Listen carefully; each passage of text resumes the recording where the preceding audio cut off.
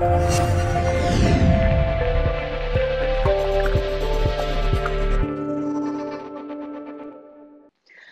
¿qué tal, queridos amigos? Les saluda su amiga Dania Aispuro desde Miami en una sesión más de Alerta Digital. Tenemos en este día a un gran compañero que estimo muchísimo, que es el periodista Omar Aguilar. Hola, Omar, ¿cómo estás? Hola, Danya, ¿cómo estás? Muy Qué buenos días, gusto. tardes, a la hora que nos puedan estar viendo. Omar, el día de hoy, el tema que vamos a tratar es un tema muy interesante porque es sobre la corrupción y la llegada de Lozoya a México. ¿Cuándo llegó? Fíjate, es muy interesante este tema porque es el tema favorito del presidente de la República. Desde que llegó a la presidencia, ha enarbolado un tema que es el del combate a la corrupción. Ha cacareado durante todo su campaña que iba pues realizar una cruzada en contra de este tema que realmente pues sí afecta a todo el sistema político, social, administrativo de México. Y bueno, el día de hoy llegó aquí a la República Mexicana, a la Ciudad de México, Emilio Lozoya Austin, quien fue una persona muy cercana al expresidente Enrique Peña Nieto, fue su coordinador de asuntos internacionales durante la campaña, posteriormente fue designado director general de Petróleos Mexicanos. Cuando llegó Peña Nieto al poder, lo primero que hizo fue implementar mediante una asociación que se llamó el Pacto por México y se dedicaba a impulsar una serie de iniciativas de reforma constitucional para tratar de modificar toda la infraestructura legislativa del país. Es decir, ellos lo llaman las reformas estructurales. Una de las primeras reformas lanzadas por la nueva administración fue precisamente la reforma energética, de la cual obviamente ahora están acusando al anterior gobierno pues de incurrir en muchos actos de corrupción, Daña. Yo creo que he escuchado más al presidente estar en contra del gobierno de Calderón que inclusive el de Enrique Peña Nieto. Enrique Peña Nieto yo no he escuchado que ni siquiera lo mencione en actos de corrupción. Ahora, ¿no será esto consideras que es una cacería de brujas o es una simplemente un parapleto para un chivo expiatorio? Porque recordemos que los anteriores sexenios también han tenido sus chivos expiatorios. Recordemos que Enrique Peña Nieto tuvo a la maestra, por ejemplo. De alguna manera, no sé si son venganzas políticas realmente o si es un acto en contra de la corrupción o es simplemente para decir, bueno, mi gobierno sí atendió la corrupción de alguna manera. ¿Tú consideras que esto puede ser un acto legítimo por parte de AMLO? ¿Tú consideras que es un chivo expiatorio como los anteriores sexenios? Incluso si eres lector o seguidor, te das cuenta que el presidente López Obrador no quiere enjuiciar a los expresidentes, los ataca mucho mediáticamente, los expone, los señala como los enemigos públicos número uno del país, como los causantes de la debacle económica también de nuestra nación, como los responsables de que se haya incrementado la delincuencia, que se haya incrementado la inseguridad, que los acusa de todo. Es más, es su tema preferido de este presidente, echarle la culpa al pasado. Creo que es una estrategia de gobierno, porque si tú te lavas las manos dando a conocer que todo lo que está pasando mal es culpa de los anteriores administradores, pues de alguna forma los malos resultados que están llegando actualmente no serían toda tu culpa, sería prácticamente que estás luchando en contra de las anteriores problemas del país y que tú estás haciendo todo lo posible para sacar adelante la situación. Omar, ¿por qué no ha combatido los corruptos de su gabinete para empezar? Tiene mucho trabajo ahí, hay mucho material para trabajar en cuanto a la gente que ha hecho corrupción y que está bajo sus espaldas. O sea, está todo este gabinete coludido de corruptos. ¿Por qué no empieza por ahí? Es lo que te comentaba, más que otra cosa es una estrategia que tiene el presidente de la República y además lo usa como una cortina de humo, porque mientras la gente se distrae culpando a otros individuos, a otros actores políticos, pues él ha mencionado de que los anteriores eran peor. Por ejemplo, tú le culpas a algún integrante, ¿sabes qué es lo que responde López Obrador? que los anteriores eran peor. ¿Cuál es la reacción de la gente cuando escuchan esto? Como tiene muchos seguidores, pues hay algunos que le creen. Realmente creo que, y esto te lo digo con base en las encuestas que han salido últimamente, que me está perdiendo, como Donald Trump, está perdiendo simpatías entre el electorado, entre la gente que trata de expresar su opinión. López Obrador llegó hasta el 80%, 80 puntos porcentuales para un político es mucho, claro, es monstruoso. claro. Te podría haber dicho que al inicio de este 2020, 80% era descomunal la simpatía que tenía entre el pueblo de México. Pero a partir de ciertas cosas, entre ellas el combate a la corrupción dentro de su gobierno, que no lo atiende, la crisis económica, que antes de la pandemia ya venía para abajo en México, no dar solución a la criminalidad, sus puntos antes de la pandemia empezaron a bajar.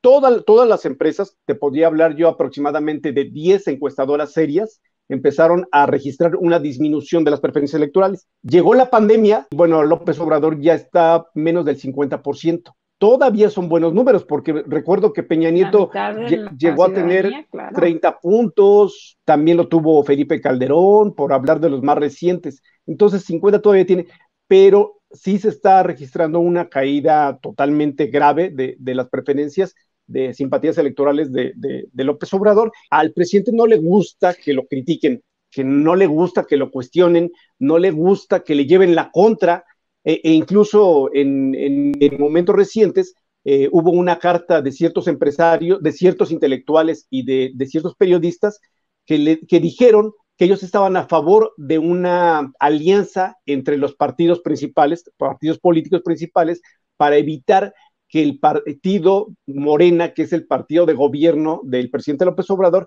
pudiera tener la mayoría en el Congreso de la Unión y contrapeso del llamado autoritarismo que está implementando.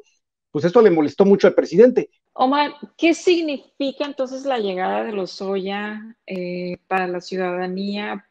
Y quiero comentar para la ciudadanía en general, porque más allá de lo que podamos pensar o dejar de pensar los demás a nivel internacional o como quieras, ¿cuál es el significado de la llegada de Lozoya a México de una extradición que él mismo solicitó? No es tanto de que él lo haya pedido, ya andaban tanto las autoridades de España como las autoridades de México ya estaban detrás de él, desde que se dieron a conocer primero la compra-venta de una empresa de fertilizantes. Era una empresa chatarra, la compró México y obviamente le hizo ganar mucho a uno de los hombres más allegados del gobierno de Enrique Peña Nieto.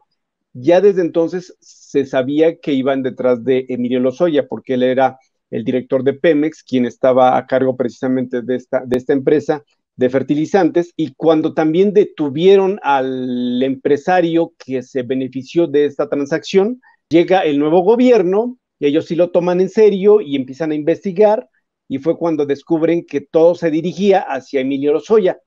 Cuando lo ubican en España y lo detienen por otros asuntos, pues se dan cuenta de que tiene toda una serie de acciones que pudieran meterlo, comprometerlo a él y a muchos integrantes del gobierno de Peña Nieto. Al final del sexenio, yo creo que una cuestión política ocurrió, no sabemos exactamente cuál, pero quizá Peña Nieto negoció algo.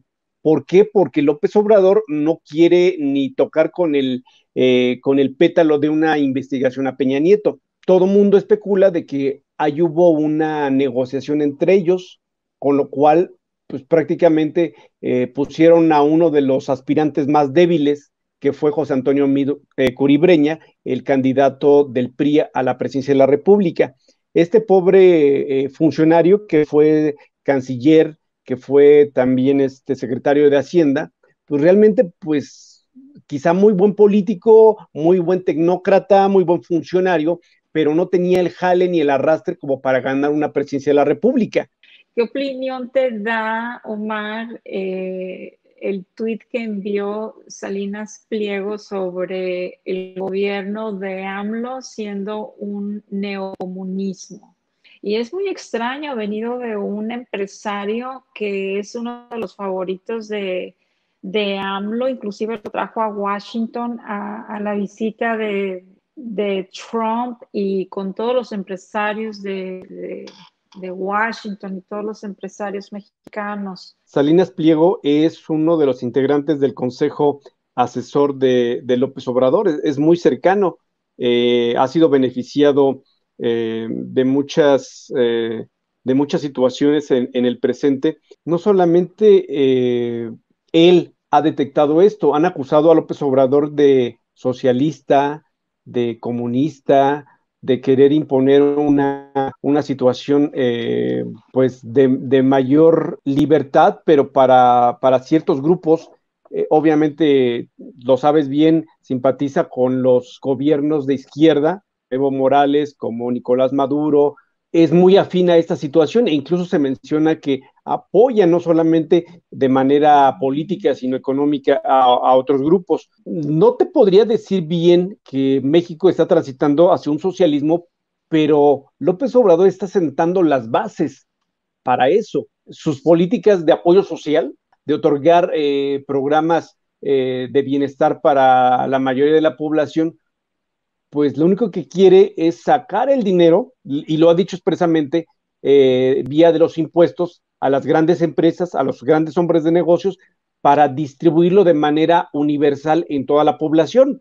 Claro, y es insostenible, además, cuando no tienes una fuerza empresarial que está produciendo como debería de estar produciendo, todos estos sistemas caen generalmente y caen Exactamente. precisamente porque no tienen un soporte que los ayude a continuar con estas prácticas. Cuando obtienen todo el poder, porque es exactamente lo que está buscando AMLO, tener el poder, el mayor control, el mayor poder posible, una vez que lo logran, en cualquiera de estos países, como lo habíamos mencionado, Venezuela, Cuba, Bolivia, etcétera, una vez que llegan a tener el control completo, entonces es ahí donde se les caen todas estas tarjetas de beneficio, ya no llegan como deberían de llegar, o las reducen, o no las entregan, o de plano dejan a la gente a la deriva una vez que obtienen el poder, porque literalmente están comprando voluntades, pero lo que no sabe la ciudadanía es que estas voluntades tienen fecha de caducidad cuando ellos ya toman el control completo del país. Son Sí, focos rojos que hay que contemplar, considero yo. tú te metes a Twitter y ahí puedes ver exactamente todo lo que nos podían estar adelantando los amigos venezolanos. Hay muchos ciudadanos, no solo venezolanos, sino cubanos, que advierten a los mexicanos sobre el riesgo de llevar al país hacia un, bueno, no vamos a decir que es un comunismo, porque realmente el comunismo no, Ya no existe. verdadera, no existe, no se ha logrado jamás consumar, pues es que no sé, o realmente ellos no buscan eliminar las clases sociales per se, lo que buscan es enriquecerse a través del Estado, es completamente diferente y dejar a los pobres más pobres o generar una industria de pobres para poder ellos tenerlos a su mando, poderlos controlar, poderlos manejar y manipular por medio de sus dádivas gubernamentales. Entonces, a final de cuentas, no existe un sistema que haya verdaderamente culminado en el comunismo per se, pero bueno, como dicen por ahí, un comunismo para los pobres y un neoliberalismo para los ricos, o la clase o los nuevos ricos que se vayan dando según las preferencias del presidente, que es un verdadero autoritario en el caso de Venezuela o en el caso de los Castro allá en Cuba. Con el concepto quizá que hemos estudiado desde las escuelas, pues ya no existe realmente, ni siquiera creo que Rusia pudiera determinarse como un país comunista, China tampoco, ya entró en una etapa de liberalización de la economía, que bueno, obviamente pues ya no entra dentro de los estándares del comunismo, hasta Cuba, que viene siendo el último de los países que pudiera tener esta tendencia, pues también ya entró en otro tipo de economía, más ligada hacia la economía de mercado. Quizá el término que utilizó Salinas Pliego no es del todo preciso, pero sí quiere dar a entender estos factores que tú bien acabas de listar, que pudieran sentar las bases hacia una izquierda mexicana muy particular que quiere tener un ejército o una gran cantidad de gente pobre y que sea beneficiada principalmente por los programas sociales que maneja el gobierno. Creo que este realmente es el plan que tiene López Obrador. De esta forma, no él, sino su corriente, su grupo político, podrían continuar en el poder, tanto poder legislativo, poder ejecutivo estatal, es decir, los gobernadores y el ejecutivo federal. Su grupo podría controlar la mayoría de las administraciones que hay en México y centrar este esquema en toda la República.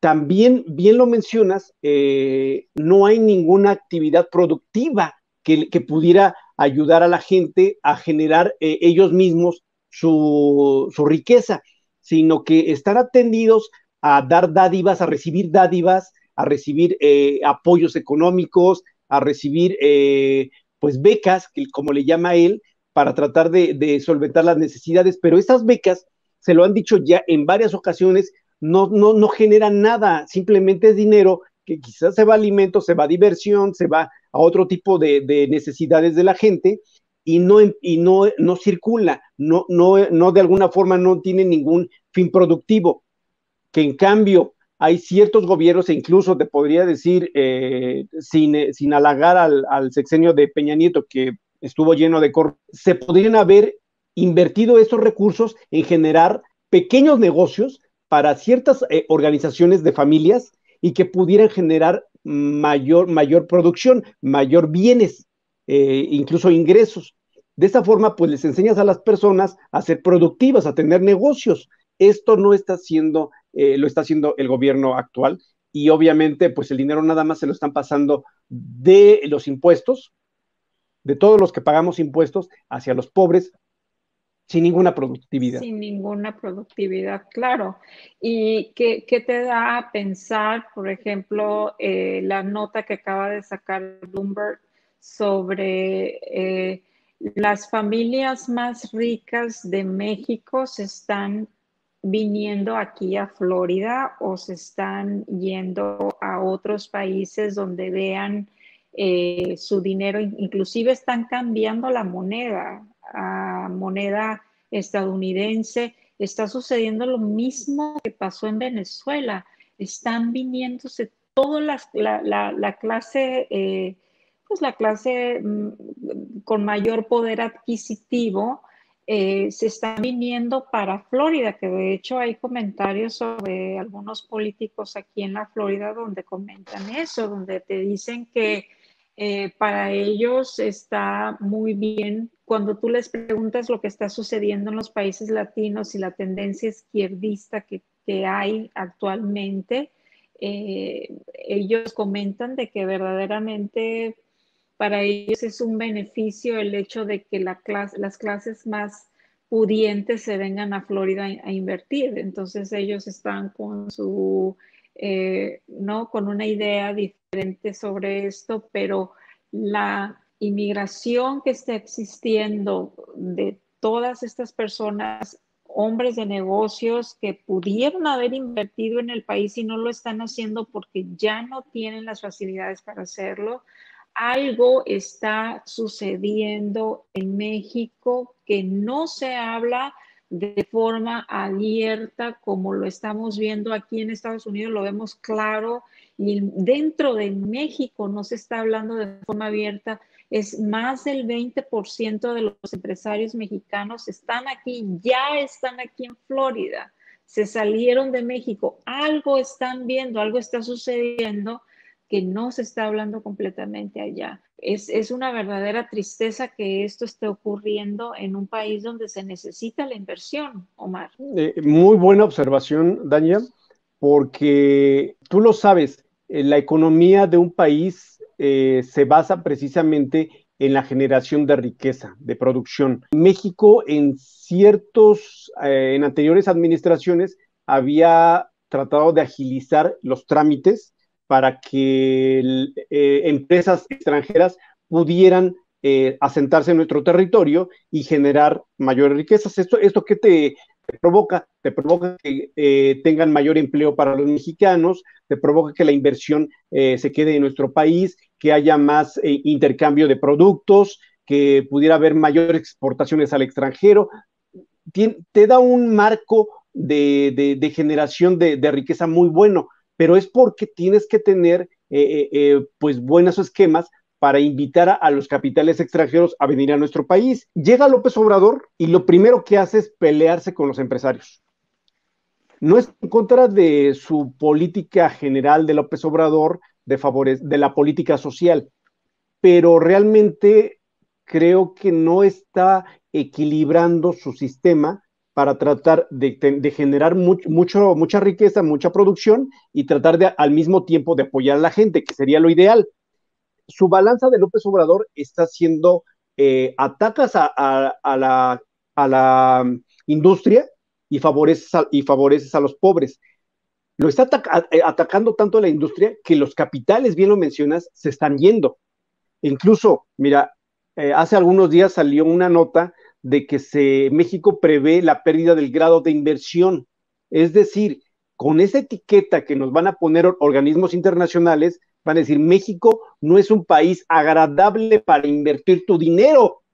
Entonces, ¿qué es lo que van a hacer? Pues se van a ir a otros países, simplemente. Los hombres de negocios no están a favor de un gobierno u otro, simplemente ellos van por la riqueza. Si no obtienen ganancias en México, pues se van a ir a Panamá, se van a ir a Brasil, se van a ir a otras naciones, hasta Estados Unidos, que no se van mucho para allá porque pues allá sí pagan impuestos, allá sí les pasan, tienen muchas reglas, allá realmente pues tienen una supervisión muy buena, pero hay otros países que los podrían recibir para generar mayores recursos. Y México está perdiendo todo eso. Va a perder empleo, va a perder capital, va a perder producción, infraestructura. Se mencionaba que México podría ser un nodo para tratar de llegar a Estados Unidos vía nuestro territorio.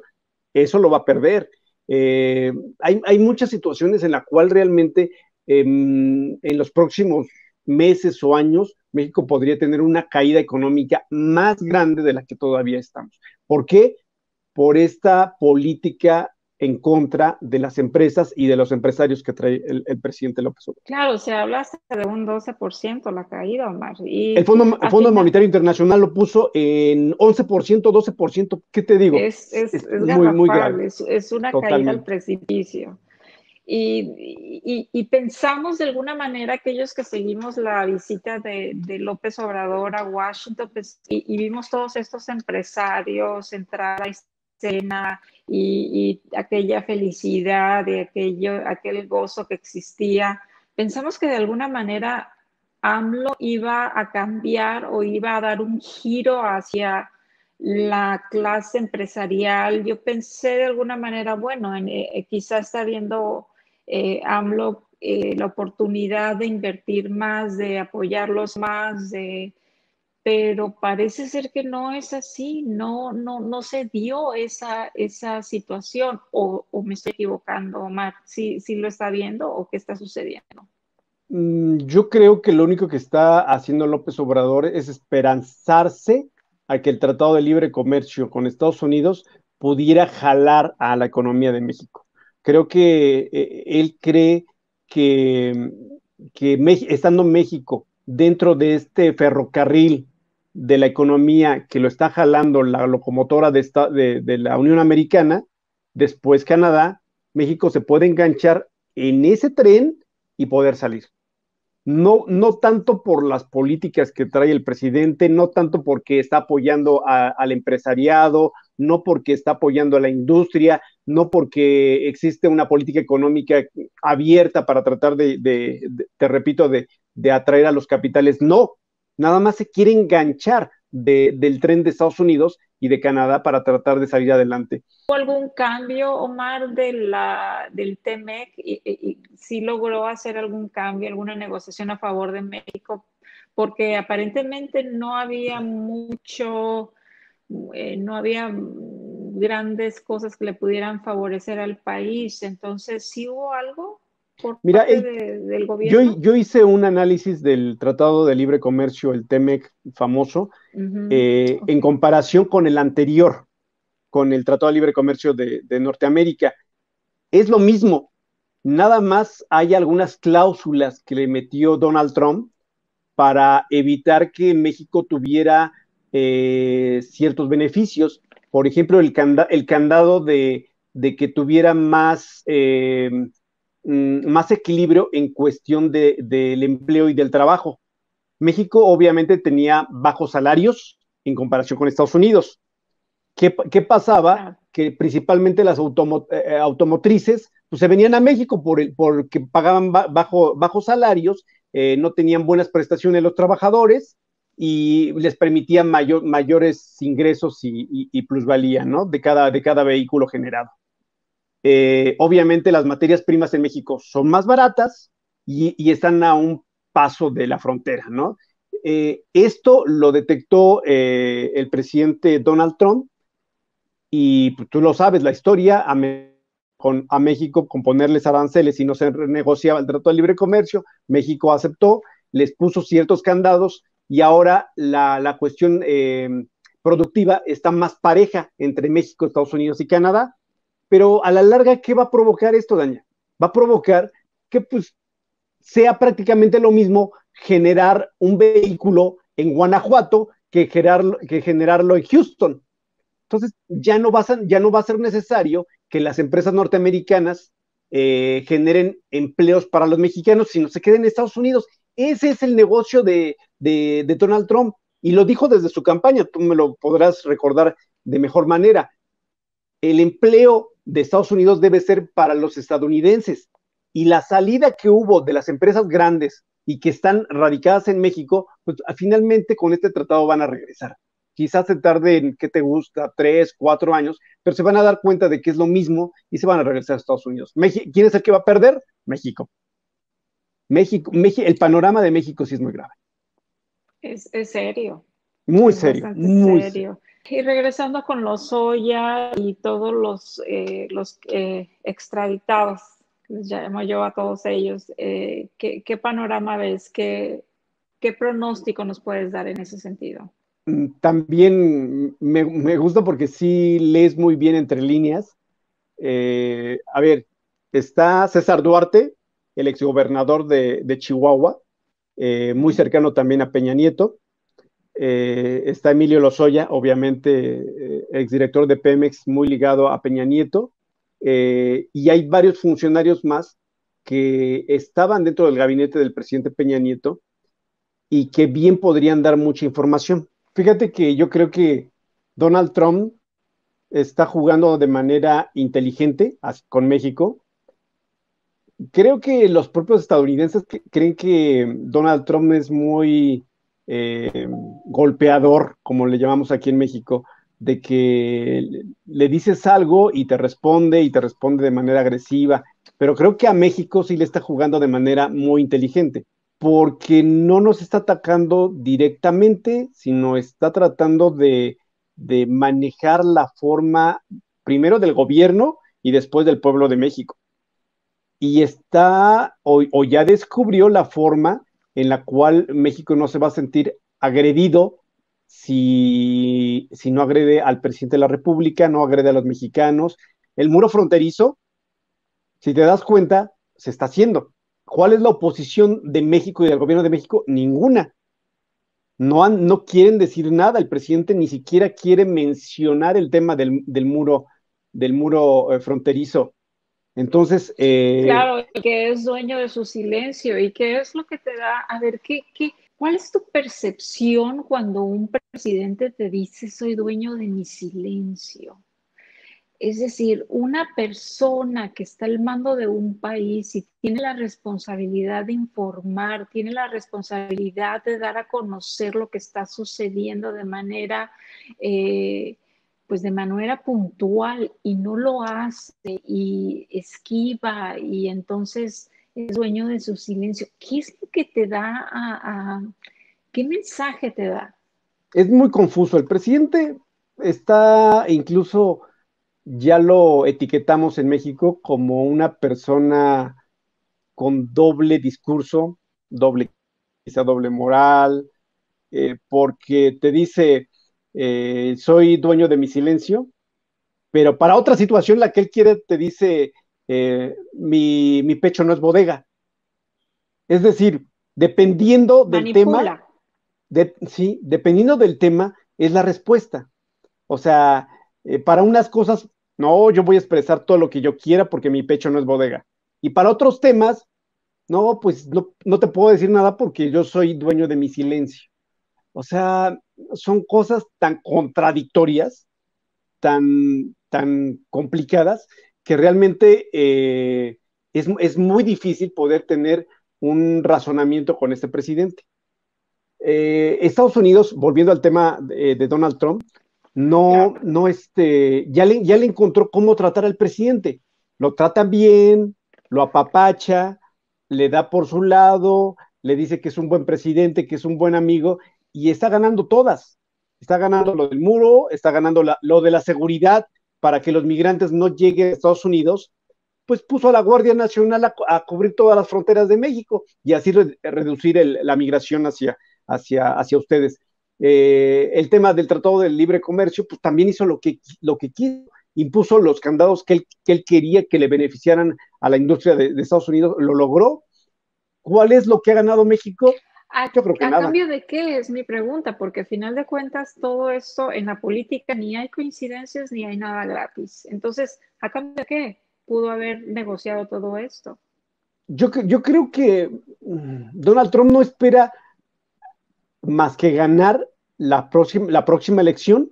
Yo creo que quizá cuando ya estén en campaña y estén a punto va a decir, señores, en la realidad le hemos ganado todo a México y miren, estos son mis resultados.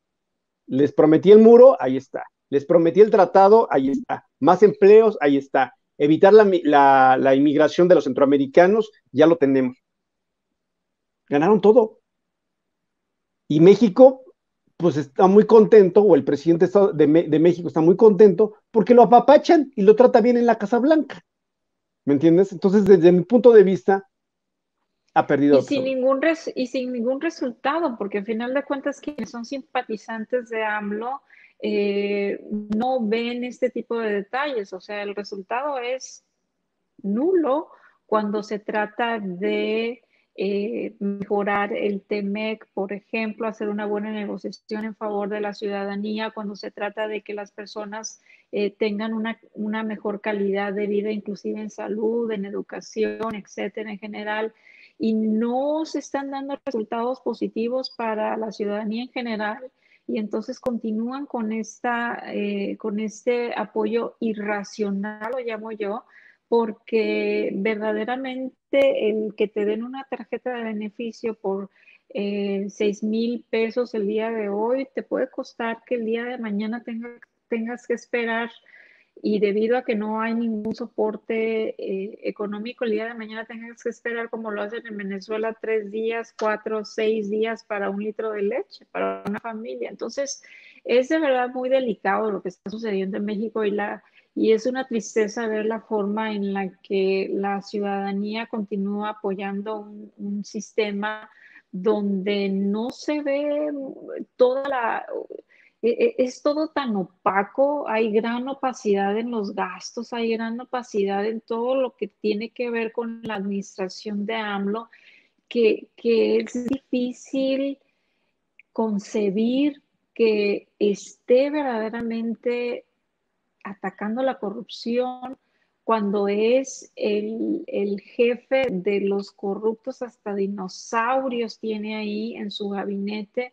Es difícil verdaderamente creer en un presidente que combate la corrupción cuando es está abanderando la corrupción personificada en México con una increíble opacidad jamás vista. Es terrible y verdaderamente la ciudadanía que está apoyando apoya porque no tienen un conocimiento más allá, y no veo que los medios estén hablando de la forma en la que AMLO no están contrastando los resultados, los verdaderos cambios que se están haciendo en el país. Algunos puede ser que sean a favor de la ciudadanía, pero también los que están en contra de la ciudadanía tienes que contrastar y sopesar si verdaderamente está haciendo un buen trabajo o no. Para concluir, fíjate que hubo una declaración de un político mexicano, que es el presidente del Senado de la República, eh, Ricardo Monreal, donde dijo que incluso proponía que prácticamente se desapareciera el 2020. Es decir, en cuestión económica, política, se pudiera eliminar completamente el año, porque es un año perdido por el coronavirus. Esta situación nunca se había ni siquiera propuesto o mencionado, pero para fines del gobierno de Morena, del gobierno en poder de México, pues le podría beneficiar, porque se empezaría prácticamente otra vez de cero, eh, y todo lo que pudiera ocurrir, bueno o mejor dicho, malo para el gobierno, pues es culpa del coronavirus. Hoy día es culpa de los gobiernos anteriores, pese a que ya llevan 2 años sin resultados, y el día de mañana va a ser seguramente el COVID. Exacto, ya tienen el enemigo público. Antes eran los presidentes, ahora va a ser el coronavirus. Y listo. Ya tienen su pretexto, ¿no? Para poder justificar las cosas que están haciendo, y no Así es. necesariamente a favor de la ciudadanía, que es lo más triste de todo, y esperemos que, bueno, no lo sé, que de alguna manera los mexicanos se den cuenta de alguna forma que esto los está llevando a un despeñadero. Sí. No se ve, no se visualiza de otra manera, no hay analista internacional que vea esto de manera positiva, de ninguna manera, Sí, no, no, ¿no? no, es muy complicado. Va a ser muy complicado Pero y bueno, a ver qué nos ocurre. claro, eventualmente ya veremos qué sucedió con la llegada de Lozoya. Vamos a ver si verdaderamente hacen honor a su eslogan, que es estar en contra de la corrupción, y entonces seguramente lo van a procesar, obvio, pero vamos a ver hasta dónde llega, si verdaderamente es una mímica o es el inicio de una de un acto anticorrupción en México. Claro, Vamos a ver qué sucede. vamos a ver Bueno, qué muchas ocurre. gracias. Claro, gracias, Omar, por estar con nosotros el día de hoy. Como siempre, eres bienvenido a este espacio. Te mando un abrazo hasta México, desde Miami. Gracias a todos por estar el día de hoy con nosotros también. Hasta la próxima. Hasta luego.